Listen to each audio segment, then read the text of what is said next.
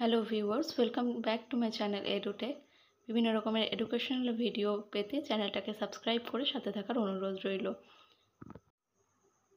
আজকের ভিডিওতে আমরা আলোচনা করব নাউন সম্বন্ধে। আমরা সবাই জানি যে নাউন মানে যে কোনো কিছুর নাম বোঝালে সেটাকে নাউন বলা হয়। তো এই নাউনেরই অনেকগুলো পার্ট রয়েছে, তো সেই পার্টগুলো সম্বন্ধে বিস্তারিত আলোচনা করব। প্রথমেই বলি নাউন কি। নাউন হচ্ছে যে শব্দের দ্বারা কোনো কিছুর নাম প্রকাশ করা হয়, মানে কোনো কিছুর নাম বোঝানো হয়, তাকে নাউন বলে। যেমন যে কোনো কিছুর নাম হতে পারে, সেটা কোনো ব্যক্তি, বস্তু, স্থান, মানে কোনো জায়গা, কারোর নাম, যে কোনো কিছুর নাম বোঝালে সেটা হবে নাউন। এবার এই নাউনের অনেকগুলো পার্ট রয়েছে। ফার্স্ট হচ্ছে proper noun, then common noun, collective noun, material noun, abstract noun. এছাড়াও রয়েছে countable noun and uncountable noun. Proper noun কি না, কোনো কিছুর নাম যখন আমরা বোঝাচ্ছি, কোনো ব্যক্তির নাম বা যে কোনো জিনিসের নাম বোঝাচ্ছি, নাউন বা বিশেষ্য পদের ব্যবহার করা হয়, তাকে প্রপার নাউন বলা হয়। এবার প্রপার নাউনের এক্সাম্পল দেখলে বোঝা যাবে। এখানে যেমন Tom, winter, August, Salt Lake, Monday, Robi, etcetera. তো এই যে টম টম তো যে কোনো কারোর একজনের নাম।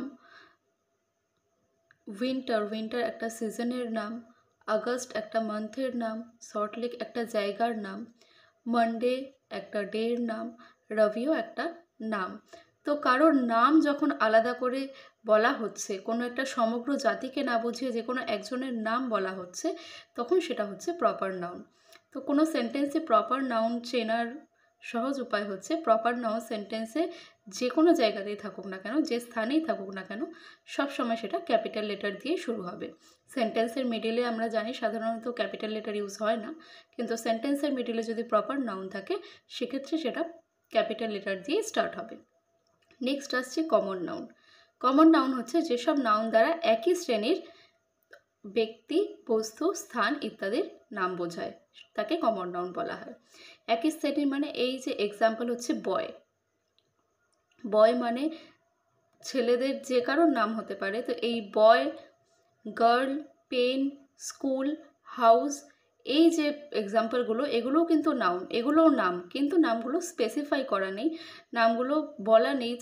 বয় মানে ছেলে, ছেলেটার নাম কি, বা মেয়েটার নাম কি, স্কুলের নাম কি, এই নামগুলো যখন বলা নেই, নর্মাল একটা নাউন দেওয়া রয়েছে, তখন সেটা কমন নাউন। নেক্সট চলে আসবো কালেকটিভ নাউনে। কালেকটিভ নাউন হলো যেসব ওয়ার্ড দ্বারা কোনো ব্যক্তি, বস্তু বা প্রাণীর সমষ্টি বা দলকে বোঝায়, তাকে কালেকটিভ নাউন বলা হয়। মানে একসঙ্গে অনেকগুলো, যে কোনো একটা ওয়ার্ড দেখে সেন্টেন্সে আমি যদি বুঝতে পারি যে এটা অনেকগুলো কিছু বোঝাচ্ছে, যেমন আ ফ্লক অফ বার্ডস, এখানে পাখিদের দলকে বলা হয়েছে, অনেকগুলো পাখি যেখানে একসাথে রয়েছে, সেই ওয়ার্ডটা হচ্ছে ফ্লক। তো সেক্ষেত্রে এটা হচ্ছে collective noun. A band of মিউজিশিয়ানসদের ব্যান্ড, অনেকগুলো, এই ব্যান্ড কথাটার মানেই হচ্ছে এখানে অনেকগুলো মিউজিশিয়ানস রয়েছে। তো একটা ওয়ার্ডে যখন অনেকজনকে একসাথে বোঝাবে, তখন সেই ওয়ার্ডটা হচ্ছে কালেকটিভ নাউন। নেক্সট হচ্ছে ম্যাটেরিয়াল নাউন।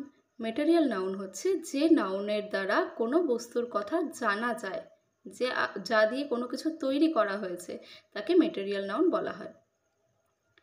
যেমন এখানে milk, iron, steel, copper, gold, silver, এগুলো প্রত্যেকটা এমন এমন জিনিস যেগুলো দিয়ে অন্য কোনো কিছু আমরা তৈরি করতে পারি।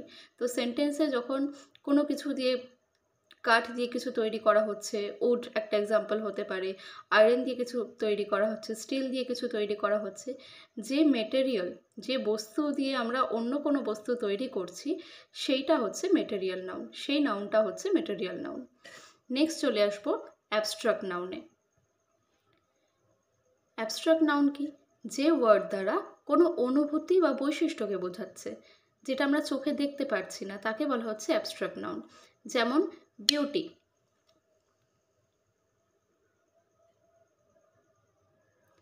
বিউটি, ফ্রিডম মানে স্বাধীনতা, অনেস্টি, সততা। তো এই বিউটি, ফ্রিডম, অনেস্টি, এগুলো কিন্তু আমরা চোখে দেখতে পারি না, এটা একটা অনুভূতি বা একটা বৈশিষ্ট্য। তো এটা হচ্ছে অ্যাবস্ট্রাক্ট নাউন।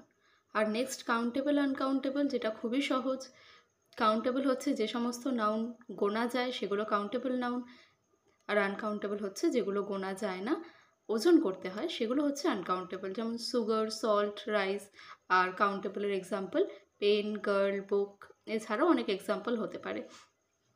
তো আশা করছি নাউন সম্বন্ধে এই ভিডিওতে আমি অনেক কিছুই ক্লিয়ার করতে পেরেছি। ভিডিওটা শেষ অবধি দেখার জন্য সবাইকে থ্যাংক ইউ।